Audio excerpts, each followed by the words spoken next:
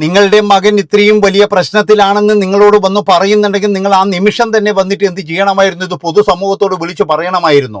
അങ്ങനെ പറഞ്ഞിരുന്നുവെങ്കിൽ നിങ്ങളുടെ മകൻ ഇപ്പോഴും ജീവിച്ചിരുന്നേനെ. അതുപോലെ തന്നെ എന്ന് പറഞ്ഞാൽ ഇത്രയും തൊട്ടിത്തരങ്ങൾ ആ സ്കൂളിൽ നടക്കുന്നുണ്ടെങ്കിൽ അവനോട് പ്രതികാരം ചെയ്യും എന്നുള്ളതിൽ ഇതൊന്നുമില്ല. അവനെ നല്ല പക വീട്ടും. എന്നാലും അച്ഛനമ്മമാർ ഇടപെട്ടിരുന്നുവെങ്കിൽ പഠിത്തത്തിനെക്കാട്ടിയും വലുതെന്ന് പറഞ്ഞാൽ മനുഷ്യന്റെ ജീവനാണ്. പോരാടണമായിരുന്നു വെളിയിൽ വന്നിട്ട്. അതാ വേണ്ടത്. അല്ലാതെ വീണ്ടും വീണ്ടും ഇതുപോലെയുള്ള കോളേജിലേക്ക് അയക്കരുത്. അന്വേഷണ വിധേയമായ അധ്യാപകരെ സസ്പെൻഡ് ചെയ്ത കോളേജ് പക്ഷേ ഒരു ആരോപണങ്ങൾക്കും ഒന്നും മറുപടി നൽകുന്നില്ല. താൻ കോളേജിൽ അനുഭവിച്ചിരുന്ന എന്തെന്ന് നിതിൻ മരിക്കുന്നതിന് മുമ്പ് ഒരു ശബ്ദ സന്ദേശം സുഹൃത്തുക്കൾക്ക് കൊടുത്തിരുന്നു. ആ ശബ്ദ സന്ദേശം പ്രേക്ഷകർ കേൾക്കുക. മറ്റേ കൂട്ടത്തോടെ ആക്രമിക്കുന്ന സ്ഥലം ഉണ്ടല്ലോ നമ്മുടെ സ്റ്റാഫ് റൂം, എല്ലാം ഒന്നിനൊന്നിനും വെച്ചോ സ്റ്റാഫ് റൂമിലുള്ള അവിടെ കൊണ്ടിട്ടിട്ട് എന്തൊക്കെയാ പറയാൻ നോക്കി. എൻ്റെ അടുത്ത് പറഞ്ഞ്, നീ ഗേറ്റിന് പുറത്തിറങ്ങി നിന്റെ കൈയും കാലും വിട്ടും, നീ കൈ ഇല്ലാണ്ട് നീ പിന്നെ ജീവിക്കേണ്ടി വരുമോ? ഞാൻ പറഞ്ഞു, സാറേ അതൊന്ന് കാണണമെന്നു. അപ്പൊ എല്ലാ സംഗീത എല്ലാം എന്നെ തന്നെ നോക്കിയിരിക്കണം.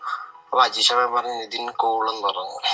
ഇന്നലെ ശരിക്കും നിങ്ങൾ തന്നെ കണ്ടില്ലേ, ഞാൻ അയാളുടെ ക്ലാസ് ശ്രദ്ധിച്ച് അയാൾ പറയണ കാര്യങ്ങൾ നോക്കിക്കൊണ്ടിരിക്കുകയായിരുന്നു. എന്നെ വെറുതെ എണീച്ച് നിർത്തിയിട്ട് അമ്മേനെയും കളിയാക്കി, അമ്മയുടെ സർജറിയെയും കളിയാക്കിയിട്ട് അതിനുശേഷം പറയണ എന്റെ 3 മാർക്ക് കുറച്ചെന്ന പാരന്റ്സിന് പോയി ഇത് കൊടുക്കുക, എന്താ സർപ്രൈസ് ആയിട്ട് കൊടുത്തേക്ക. ഇൻസൾട്ട് ഓക്കെ, ഞാൻ ക്ഷമിച്ചു, ഒരു പരിധി വരെ ക്ഷമിച്ചിരുന്നു, ഒറ്റ ക്ഷമിച്ചു. ഓരോ കുട്ടികളെയും പേപ്പർ കൊടുത്ത് വായിച്ചടന്ന് ചെയ്യുന്നു. അത് ഓരോ സ്പെല്ലിങ്ങും പറഞ്ഞു. നിതിൻ രാജ് എന്ന് പറയുന്ന വിദ്യാർത്ഥി മരിക്കുന്നതിന് മുമ്പ് തൻ്റെ സുഹൃത്തിനെ അയച്ച ശബ്ദ സന്ദേശമാണ് നിങ്ങൾ ഈ കേട്ടത്. കാരണം എന്താണെന്ന് വെച്ചാൽ ഇതിനെതിരെ പ്രതികരിക്കേണ്ടത് ഓരോ അമ്മമാരുടെയും കടമയാണ്. ഇല്ലെങ്കിൽ നാളെ നിങ്ങളുടെ മക്കൾക്ക്, ഇന്ന് നിങ്ങൾ രാഷ്ട്രീയം നോക്കിയിട്ടോ മതം നോക്കിയിട്ടോ ജാതി നോക്കിയിട്ടോ നിൽക്കുകയാണെങ്കിൽ നാളെ നിങ്ങളും ഇതേപോലെ ഇതേ അവസ്ഥയിലെത്തുമെന്നാണ് എനിക്ക് പറയാനുള്ളത്. കാരണം ഇവിടെയുള്ള അധ്യാപകർ നല്ലൊരു കൂട്ടങ്ങൾ ഇപ്പോഴും എന്ന് പറഞ്ഞു കഴിഞ്ഞാൽ വേറെ എന്തൊക്കെയോ ആയിട്ടുള്ള ചിന്ത, അവറ്റകൾ പഴയ സ്നേഹമോ കാര്യങ്ങളോ ഒന്നുമില്ല. എല്ലാത്തിനും എന്ന് പറഞ്ഞു കഴിഞ്ഞാൽ പൈസ തന്നെയാണ് വലുത്. ഇവറ്റകളുടെ തനി സ്വഭാവം അറിയണമെങ്കിൽ അവിടെ പഠിച്ച കുട്ടികളോട് ചോദിച്ചാൽ മതി. അത്രയും അലമ്പ് ടീമുകളാണ് ഈ അധ്യാപകർ എന്ന് പറഞ്ഞ ഒരു കൂട്ടങ്ങൾ കേട്ടാ, ഒരു കൂട്ടങ്ങൾ. എല്ലാവരെയും ഞാൻ പറയുന്നില്ല, പഴയ പോലെയൊന്നും അല്ല. എല്ലാവരും എന്ന് പറഞ്ഞാൽ ഭാര്യയോടുള്ള ദേഷ്യം വരെ തീർക്കുന്നതെന്ന് പറഞ്ഞ കോളേജിലെ വന്നിട്ട് കുട്ടികളുടെ അടുത്താണ്. അപ്പം അമ്മാതിരി പോക്കൃത്തരം കാണിക്കുന്ന കുറേ അധ്യാപകർ നമ്മുടെ സമൂഹത്തിലുണ്ട്. അതുകൊണ്ടാണ് ഞാൻ പറയുന്നത്, ഓരോ അമ്മമാരും ഓരോ രക്ഷകർത്താക്കളും ഇതിനെതിരെ പ്രതികരിക്കണം. നിങ്ങൾ ഇതിൽ രാഷ്ട്രീയ നേതാക്കളെയോ മറ്റുള്ളവരെ ആരെയും വിശ്വസിക്കേണ്ട. കാരണം എന്താ അറിയാം, ഇവറ്റകൾക്കൊന്നും ചെയ്യാൻ കഴിയില്ല. അങ്ങനെ ചെയ്യാൻ കഴിയുന്നതാണെങ്കിൽ ആ സിദ്ധാർത്ഥൻ്റെ കേസിൽ എന്താ സംഭവിച്ചത്? സിദ്ധാർത്ഥൻ്റെ കേസിൽ എന്താ സംഭവിച്ചത് നമുക്ക് കൃത്യമായിട്ട് അറിയാം. ഇതിപ്പോഴെന്ന് പറഞ്ഞു കഴിഞ്ഞാൽ കുറേ നാൾ കഴിയുമ്പോൾ ഇതിൻ്റെ ഒച്ചപ്പാടും കാര്യങ്ങളൊക്കെ കഴിഞ്ഞാൽ ഇവരെയൊക്കെ തിരിച്ചെടുത്തിട്ട് വീണ്ടും ജോലിക്ക് കയറ്റും. അത്ര തന്നെ. അല്ലാണ്ട് ഇവിടെ ഒരു മണ്ണാങ്കട്ടി സംഭവിക്കാൻ പോകുന്നില്ല. അങ്ങനെ എന്തെങ്കിലും ഒരു കടുത്ത ശിക്ഷ കൊടുക്കുകയാണെങ്കിൽ ഇവിടെ ഇങ്ങനെ സംഭവിക്കോ? അതായത് കടുത്ത ശിക്ഷകൾ എന്തെങ്കിലും കൊടുത്തിട്ടുണ്ടെങ്കിൽ ഇന്ന് ഈ ഒരു ഗതി ഉണ്ടാവില്ലായിരുന്നു. അതുകൊണ്ടാണ് ഞാൻ പറയുന്നത്, ഈ പയ്യനെ കൊലപ്പെടുത്തിയതാണോ എന്നാണ് എൻ്റെ ഒരു സംശയം. കാരണം ഇവൻ ചാടുന്നത് ആരും കണ്ടിട്ടില്ല, വീണ് കിടക്കുന്നതാണ് കാണുന്നത്. അരുതാത്തത് എന്തെങ്കിലും ഇവൻ കണ്ടിട്ടുണ്ടോ? ഏതെങ്കിലും അധ്യാപകരുടെ മറ്റേ പരിപാടി എന്തെങ്കിലും കണ്ടിട്ടുണ്ടോ? അതാണ് ഇപ്പോൾ അന്വേഷിക്കേണ്ട കാര്യങ്ങൾ. കാരണം വിശ്വസിച്ചൂടെ ഇവറ്റകളൊന്നും. കാരണം ഇവറ്റകളൊന്നും എന്ന് പറഞ്ഞു കഴിഞ്ഞാൽ മനുഷ്യരല്ല, മൃഗങ്ങളെ പോലെ പെരുമാറുന്നവരാണ്. അതുകൊണ്ട് ഈ മൃഗതുല്യർ എന്ന് പറഞ്ഞാൽ വേറെ എന്തെങ്കിലും പരിപാടി ചെയ്യുന്നത് കണ്ടിട്ടുണ്ടോ? അത് തന്നെ മര്യാദക്കുള്ള ഒരു അന്വേഷണം നടത്തണം എന്നാണ് എനിക്ക് പറയാനുള്ളത്. കാരണം ഇവരില്ലെങ്കിൽ പലതും പറയും. ഇതിൻ്റെ അകത്ത് ഉൾപ്പെട്ടിരിക്കുന്ന അധ്യാപക നീചന്മാർ, അവറ്റകൾ എന്ന് പറഞ്ഞു കഴിഞ്ഞാൽ എന്താ ചെയ്തത് എന്ന് കൃത്യമായിട്ട് അവറ്റകൾക്ക് കൃത്യമായിട്ട് അറിയാം.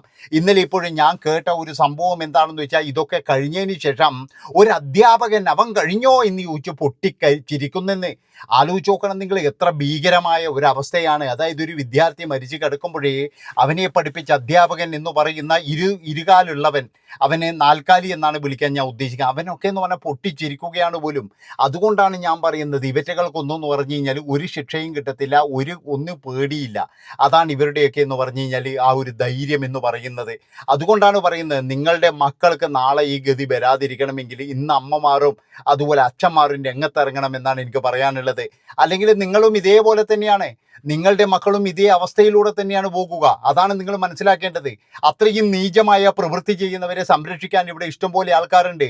നമ്മൾ കാണുന്നത് പോലെയല്ല ലോകം. ഇവൻ്റെയൊക്കെ അപ്പൻ അപ്പൂപ്പന്മാർക്കൊക്കെ എന്ന് പറഞ്ഞു കഴിഞ്ഞാൽ വലിയ സ്വാധീനങ്ങൾ ഉണ്ടാകും. ആ സ്വാധീനം വെച്ചിട്ട് തന്നെ ഇവനൊക്കെ എന്ന് പറഞ്ഞാൽ പുഷ്പം പോലെ പുറത്ത് വരികയും ചെയ്യും. അതുപോലെ തന്നെ എന്ന് പറഞ്ഞാൽ ഈ രാഷ്ട്രീയപരമായിട്ടും മറ്റേവരായിട്ടും ഒക്കെ എന്ന് പറഞ്ഞു കഴിഞ്ഞാൽ പണമുള്ളവൻ്റെ ഭാഗത്തേ നിൽക്കത്തുള്ളൂ. അല്ലാതെ ഒന്നുമില്ലാതെ ഇന്ന് ഇതിൻ്റെ അതിൻ്റെ വീട്ടുകാരെ പോലെ പട്ടിണിയായ ടീമിൻ്റെ കൂടെ ആരും നിൽക്കൂല.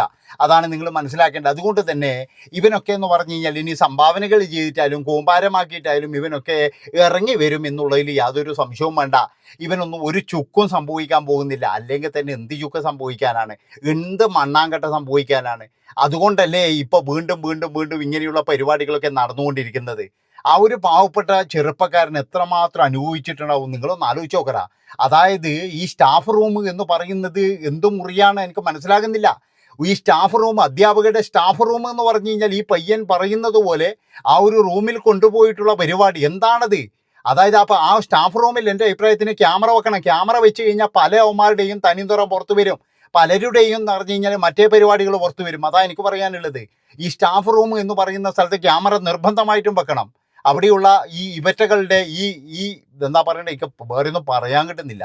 അമ്മാതിരി തൊട്ടിത്തരങ്ങളാണ് ഇവന്മാർ ചെയ്തിരിക്കുന്നതാണ്. അധ്യാപകരൊന്നും നല്ല ഈറ്റങ്ങൾ അധ്യാപകരെന്നൊന്നും വിളിക്കാൻ പറ്റൂല. ശരിക്കും തൊട്ടികൾ എന്ന് അങ്ങനെ എന്തെങ്കിലും വിളിക്കേണ്ടി വരുവായിരുന്നു. അത്രമാത്രം. ഇവൻ്റെയൊക്കെ ഫോട്ടോയോ കുടുംബത്തെ ഒന്നും വരെ കാണിക്കുന്നുമില്ല. അതാണ് ഞാൻ ആലോചിക്കുന്നത്. ഇവരെ എല്ലാം ഇനി ബലിച്ച് ഭാരി എന്താ പറയേണ്ടത്, ഇതാണെന്ന് മുന്നിൽ കൊണ്ടൊക്കെ നിർത്തണം. ഇതാണ് ഇവൻ്റെ കുടുംബം, അല്ലെങ്കിൽ ഇവൻ്റെ പരമ്പരകൾ ഇതാണെന്ന് പറഞ്ഞിട്ട് അത്രമാത്രം ദേഷ്യമുണ്ട് അവിടുന്ന്. അതുകൊണ്ട് എനിക്ക് പറയാനുള്ളത് എന്താണെന്ന് വെച്ചാൽ, എൻ്റെ എല്ലാ പ്രിയപ്പെട്ട രക്ഷിതാക്കളെ, ഇതിൽ നിങ്ങൾ രാഷ്ട്രീയം കാണരുത്, മതം കാണരുത്, ജാതി കാണരുത്, മതം കാണരുത്. നിങ്ങൾ ഒരേ ഘട്ടമായിരിക്കണം. നിങ്ങളുടെ മക്കൾക്കൊന്നും നാളെ ഗതി വരാം. അതാണ് ഞാൻ പറയുന്നത്. അല്ലാതെ ഇവിടെ ഒരു ചുക്കും ചെയ്യാൻ പറ്റില്ല, ഒരുത്തനും ചുക്കും ചെയ്യാൻ പറ്റില്ല.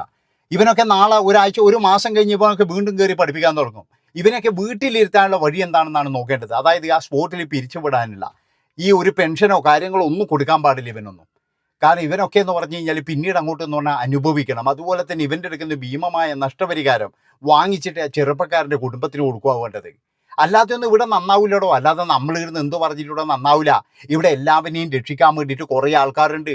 അത് നമ്മളൊക്കെ പറയുന്നൊന്നും ആരും കേൾക്കത്തില്ല. പക്ഷേ വേറെ ഇവനൊക്കെ എന്ന് പറഞ്ഞാൽ ഇതിൽ പിന്നെ ആരോപണവിധേയരായ അധ്യാപകനെയും അധ്യാപികയെയും ഇവരെയൊക്കെ രക്ഷിക്കാൻ വേണ്ടിയിട്ട് ആൾക്കാരുണ്ടോ?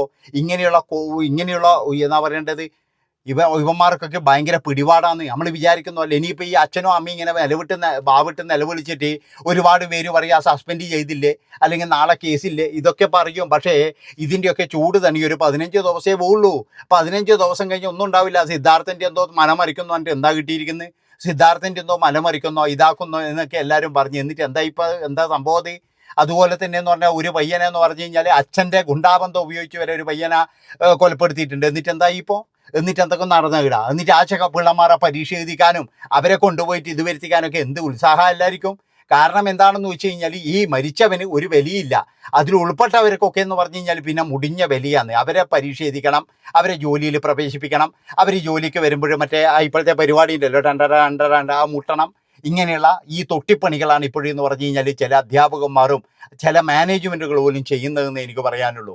നിങ്ങളൊക്കെ ആദ്യം എന്താ വേണ്ടതെന്ന് അറിയാം. പിന്നെ വേറൊരു കാര്യം എന്ന് പറഞ്ഞു കഴിഞ്ഞാൽ ഇപ്പോൾ ഈ അച്ഛനും അമ്മയും എല്ലാവരും സംസാരിക്കുന്നുണ്ട്. ഇതൊക്കെ എന്ന് പറഞ്ഞാൽ ജീവിച്ചിരിക്കുമ്പോഴാണ് നിങ്ങൾ പറയേണ്ടത്. ജീവിച്ചിരിക്കുമ്പോൾ നിങ്ങൾ എന്തുകൊണ്ട് പറയുന്നില്ല? തങ്ങളുടെ മക്കൾക്ക് ഇതിൻ്റെ പേരിൽ എന്തെങ്കിലും ബുദ്ധിമുട്ടുണ്ടായാലോ എന്ന് ഭയന്നിട്ടാണ് നിങ്ങൾ പറയാഞ്ഞത്.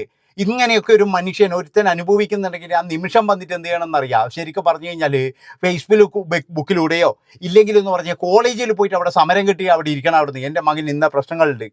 പക്ഷെ അവർ പിന്നെ ഒരു വൈരാഗ്യം തീർക്കും, ഉറപ്പാണ്. വൈരാഗ്യം തീർക്കും എന്നുള്ള കാര്യത്തിൽ യാതൊരു സംശയവുമില്ല. കാരണം എന്താ വെച്ചാൽ ചെറുക്കന് ഇങ്ങനെ മാർക്ക് കുറച്ചുകൊണ്ടേ ഇരിക്കും അവർ. കാരണം അമ്മാതിരി തൊട്ടിത്തരം അവർ ചെയ്യും.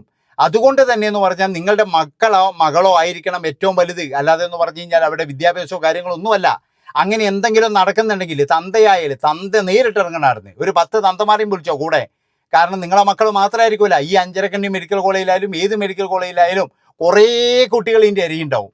അവരെല്ലാവരും കൂടി ഒരുമിച്ച് നിൽക്കുക വേണ്ടത്. അവരുടെ തന്തമാർ ഒരുമിച്ച് നിൽക്കുക വേണ്ടത്.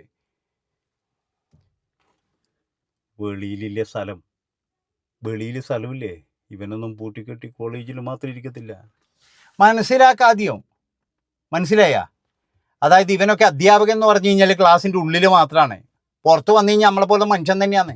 അല്ലാതെ ഓന് പ്രത്യേകിച്ച് എഴുതി വെച്ചിട്ടൊന്നുമില്ല.